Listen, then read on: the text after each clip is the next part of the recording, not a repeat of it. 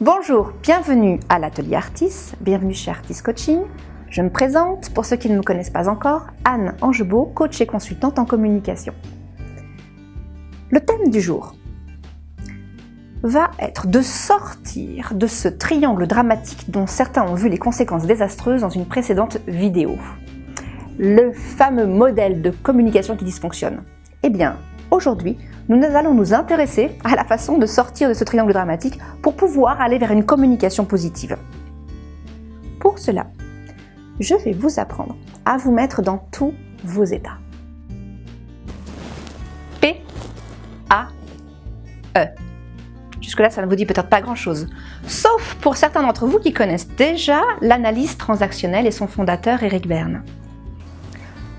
Ce que vous voyez là sous vos yeux, ça s'appelle les états du moi. D'où le petit joke de vous mettre dans tous vos états pour communiquer. Ensemble, nous allons découvrir comment les êtres humains rentrent en relation les uns avec les autres en activant des énergies différentes.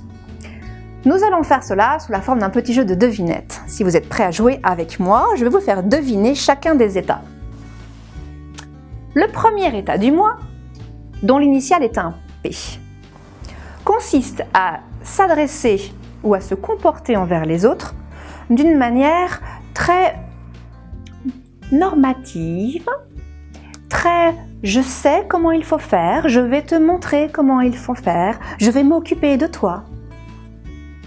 Quel est donc ce rôle? Quelle est cette énergie qui vous anime quand vous vous comportez de la sorte pour donner du conseil aux autres, pour donner des indications aux autres, pour donner des ordres aux autres? Vous avez deviné? C'est l'énergie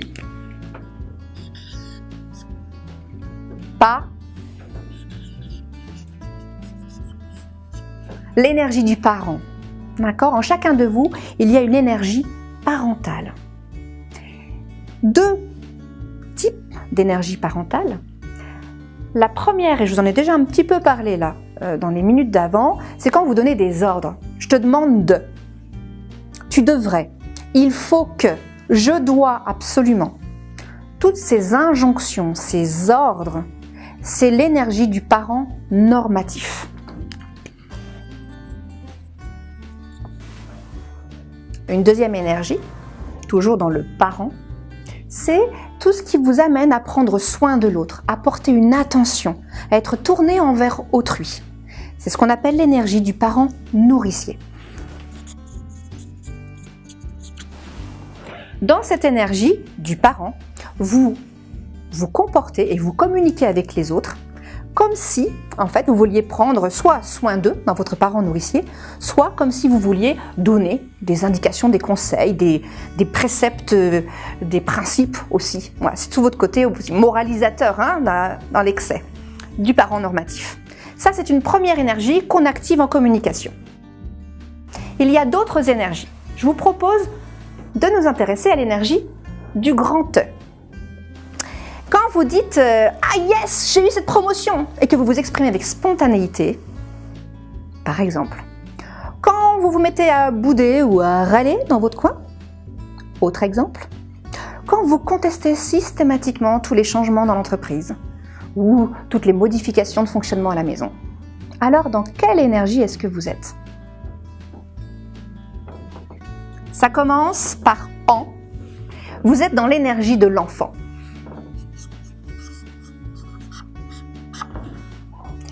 Et dans l'énergie de l'enfant, vous pouvez en fait vous comporter de différentes manières.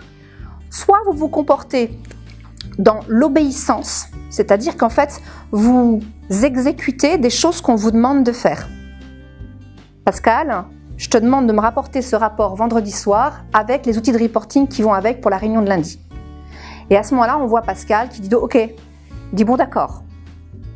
Même si au demeurant, Pascal avait prévu de partir un peu plus tôt le vendredi, même si Pascal est à la bourre, même s'il y a une absence dans son équipe, il va répondre « Bon, d'accord ».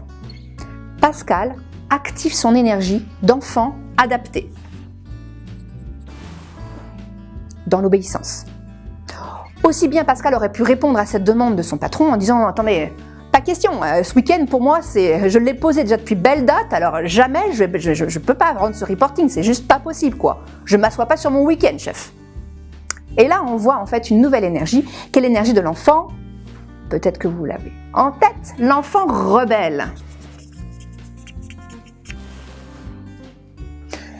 Et puis, vous pouvez également avoir l'expression chez Pascal de oh là là, encore un vendredi de foutu. Et le voilà parti à rigoler parce qu'il prend ça un peu, voilà, de manière assez légère. Et bien là, Pascal, il est dans une énergie qu'on appelle celle de l'enfant libre, qui est le siège de la spontanéité.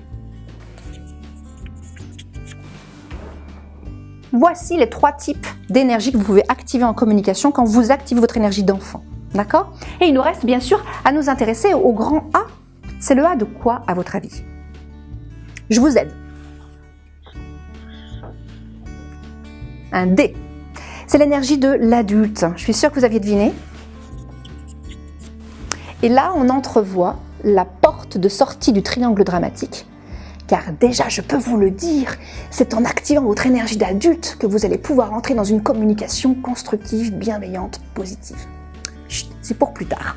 Donc dans l'énergie de l'adulte, en réalité, c'est vraiment votre énergie à l'intérieur de vous qui est celle d'un capitaine de bateau. Ou le grand sage avec un S majuscule, c'est-à-dire la sagesse. Dans cette énergie, à l'intérieur de vous, il y a le sens de l'observation, de l'analyse, de la réflexion. Également, l'esprit de décision. Toujours dans une envie, dans une initiative d'être constructif et d'apporter des solutions dans une situation problématique. Bon, on pourrait dire que l'état du moi adulte, c'est l'état du zen. C'est souvent associé à un grand calme, c'est-à-dire à la maîtrise de ses émotions. Alors que la maîtrise des émotions, nous ne l'avons pas vraiment dans les autres états du moi. La maîtrise émotionnelle, nous allons vraiment l'avoir dans l'état du moi adulte. Autrement dit, parmi tous ces états du moi, je ne vous le cache pas, il y en a qu'on habite bien plus volontiers.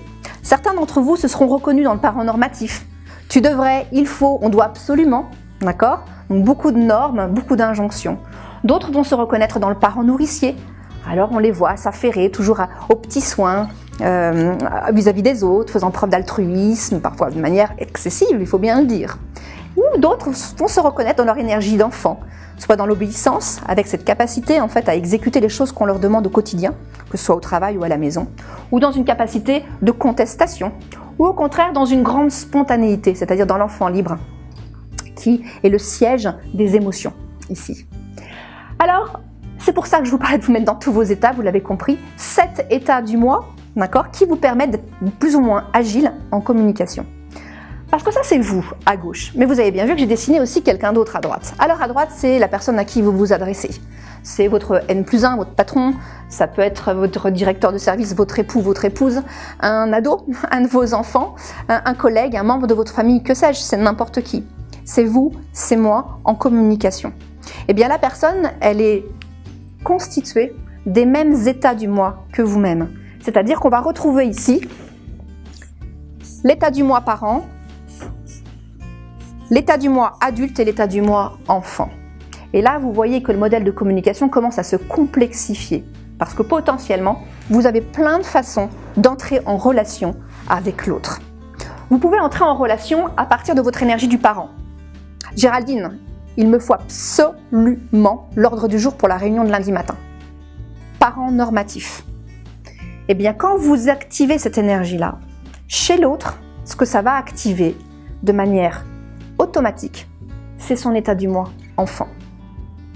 Alors Géraldine, elle va pouvoir avoir 3 façons d'activer son énergie enfant. Soit de manière adaptée, elle va dire « Ok, d'accord », tout comme Pascal l'avait fait tout à l'heure.